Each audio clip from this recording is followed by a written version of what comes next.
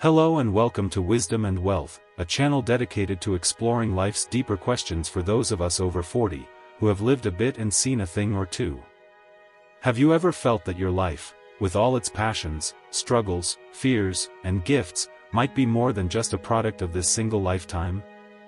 What if I told you that who you are today isn't solely defined by your upbringing or biology, but is instead a complex tapestry woven across many lifetimes? This is the profound spiritual truth at the heart of Buddhist philosophy. According to ancient Buddhist teachings, life is cyclical, not a straight line with a beginning and an end, but a sacred wheel of birth, death, and rebirth, a cycle often marked by sorrow. Within this wheel, our actions, intentions, and even our thoughts leave imprints known as karma, shaping not only this life but the lives yet to come. If these ideas intrigue you, please take a moment to like this video or subscribe to our channel for more insights into the fascinating world of Buddhist philosophy. In this series, we'll explore how the echoes of past lives shape our present reality. We'll examine how karma carries forward emotional wounds and spiritual gifts, and how our souls remember even when our conscious minds forget. We'll also explore how Buddhist practices can help us uncover these hidden patterns. We'll dive deep, not just into past life regression and metaphysical speculation, but into the heart of the Dharma itself, because understanding our past isn't about mere curiosity, it's a path to awakening.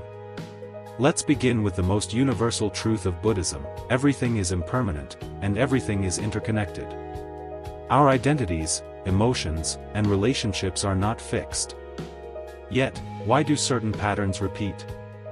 Why do we struggle with the same themes over and over, even when we try to change? The answer lies in karma, the natural law of cause and effect, not as punishment or reward, but as consequence. The karma we carry isn't only from this life.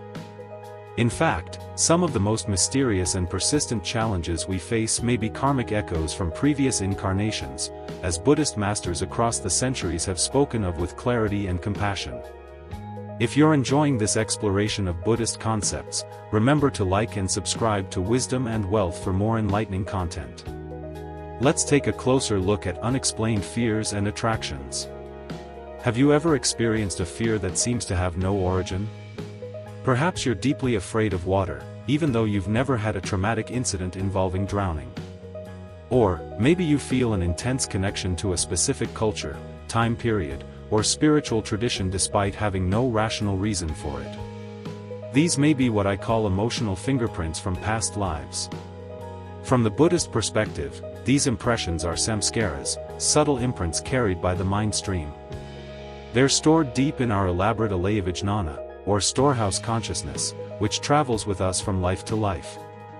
What we love, what we fear, even who we are drawn to, all of this may be shaped by forgotten experiences from other incarnations. Take the story of a student of mine, a young woman who had an overwhelming fear of fire.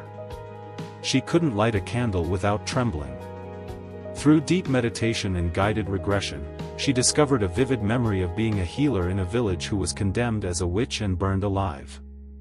Whether you take this literally or symbolically, the emotional charge of that memory was real, and through compassionate awareness, she began to heal.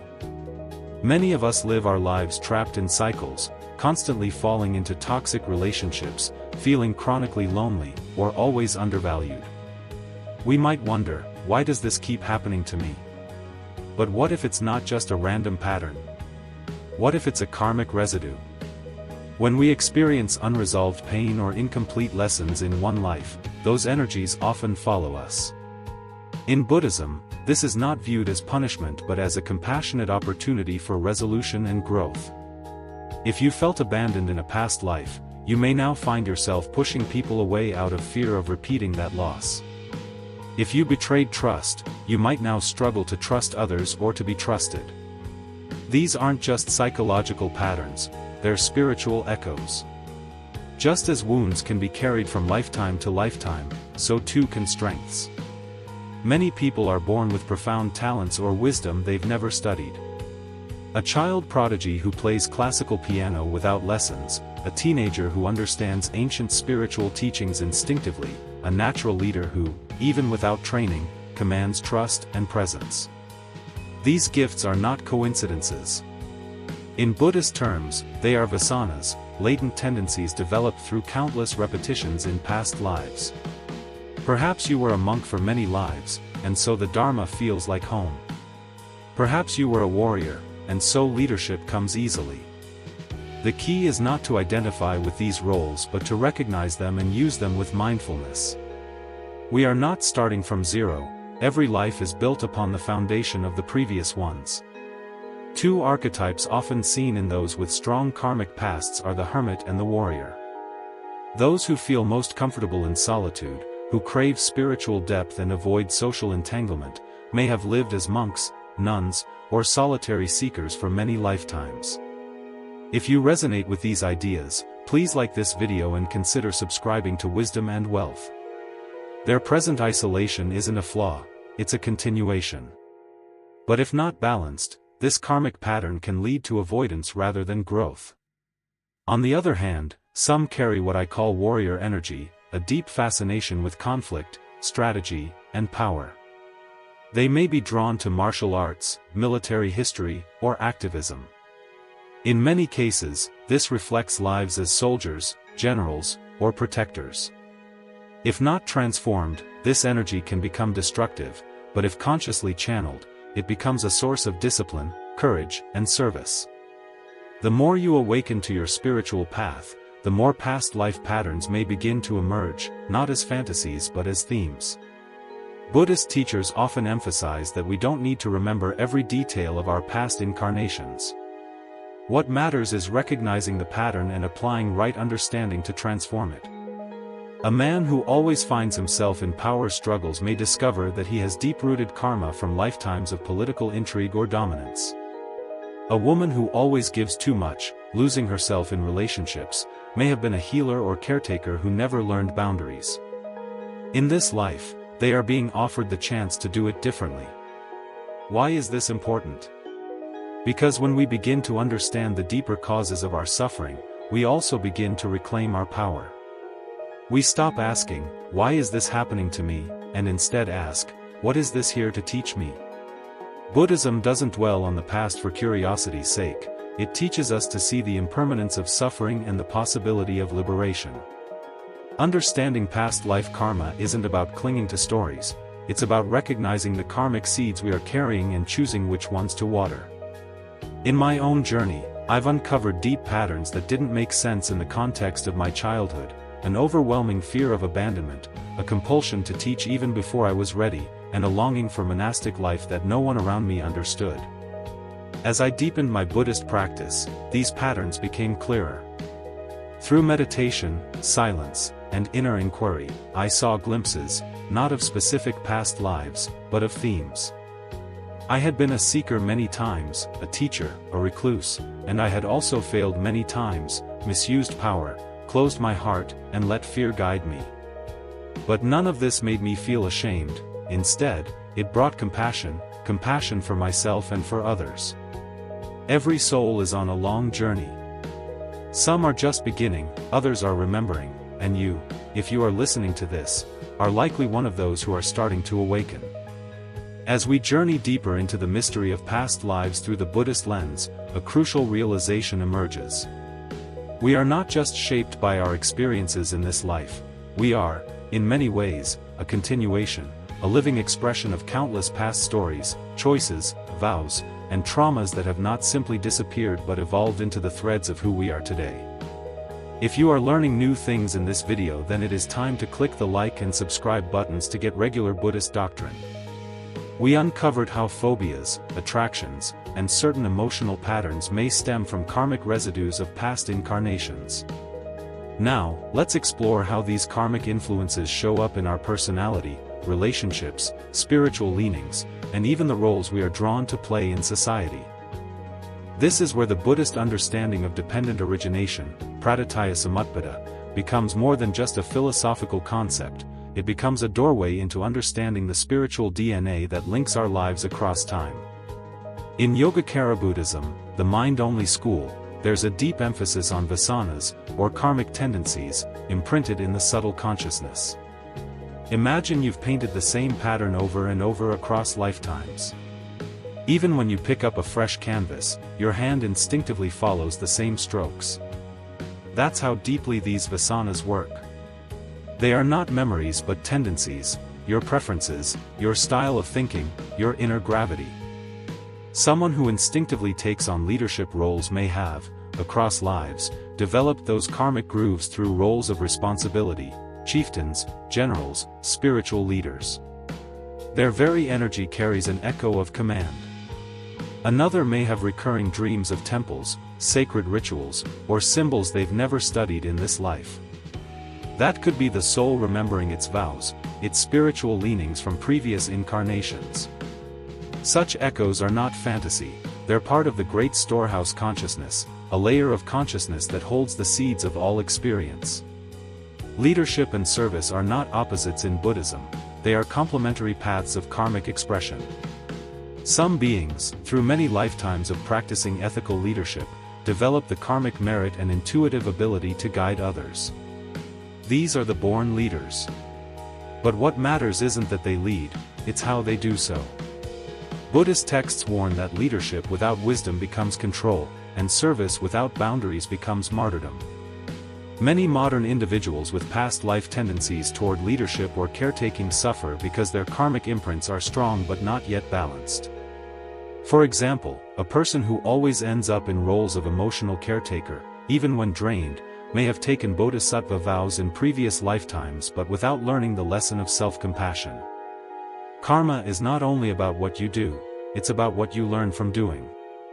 If the content of this video is helping you, please like and subscribe to keep up with the Buddhist doctrine. Let us turn now to those who carry the warrior imprint.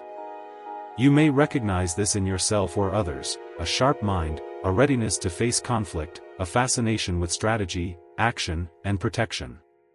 In many traditions, this energy was expressed in lives as soldiers, protectors, samurai, or even revolutionaries.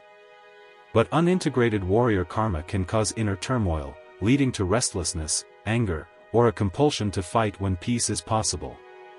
Yet, when transmuted through mindfulness and compassion, this same energy becomes the foundation of spiritual discipline. The inner warrior becomes a protector of Dharma, a guardian of compassion, a bodhisattva in armor, not to destroy but to liberate. This is the lesson of the bodhisattva Vajrapani, who channels wrathful energy not as aggression but as fierce compassion. He reminds us that not all power is violent and not all peace is passive. You might find yourself drawn inexplicably to meditation, monastic aesthetics, or ancient texts from a very young age.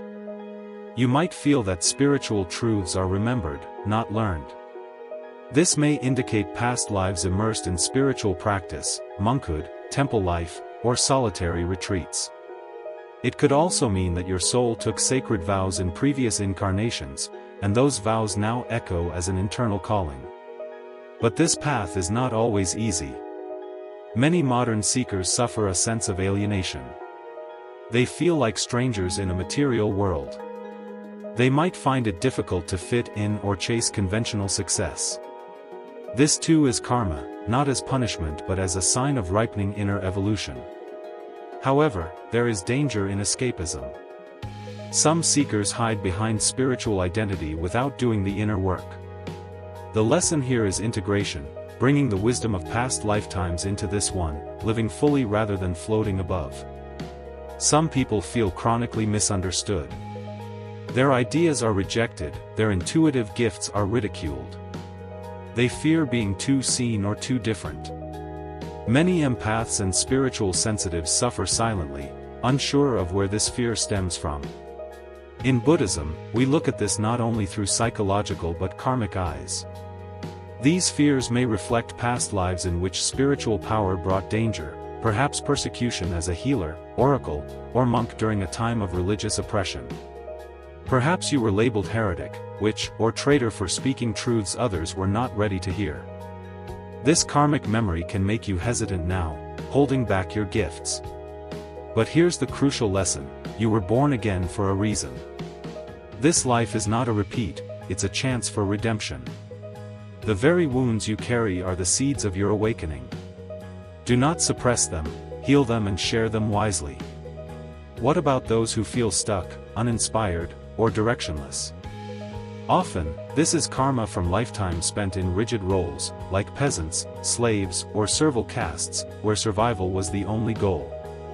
When a soul spends many lives in survival mode, it can carry over a pattern of passive acceptance even when freedom is available. These individuals often feel that life is something that happens to them, not something they can shape. They are waiting, but they don't know for what. If you enjoy the videos that teach the Buddhist doctrine, then now is a good time to subscribe. In Buddhist teaching, this is known as karmic inertia, and the antidote is intention. Once you become aware of this karmic stagnation, you can begin planting new seeds, breaking cycles, and trying something different. Even a small act of courage, a conversation, a choice, a new spiritual practice can break lifetimes of repetition. So how do we recognize these karmic themes? The Buddha taught that mindfulness is the gateway to wisdom. Pay attention to what repeats in your life, not just externally but internally. What emotions keep returning? What stories do you always tell yourself? What types of people show up again and again? These are not random, they are karmic threads inviting you to weave a new pattern. By observing without judgment, with deep compassion, we gain clarity, and from clarity comes the power to transform. You don't need to be a mystic to access your karmic patterns. Buddhist practice offers many tools. Through deep stillness, past life images or emotions may arise spontaneously. Don't cling to them, witness and release. Your subconscious often speaks in symbols. Keeping a dream journal can reveal recurring themes connected to past karmas. Certain sacred syllables can awaken dormant spiritual memory. The repetition of ancient mantras helps dissolve the ego's boundaries. Karma is always speaking through your reactions, your cravings, your fears. Living mindfully reveals where transformation is needed. For some, regression therapy or lucid dreaming opens doors. But always return to grounded compassion and humility.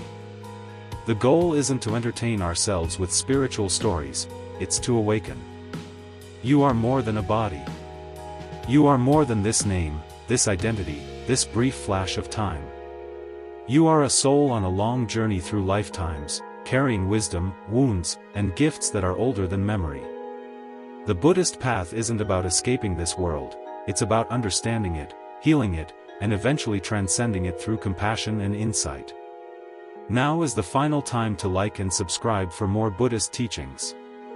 Have you ever met someone and felt like you've known them forever, or experienced a heartbreak so deep it felt like the pain didn't begin in this life?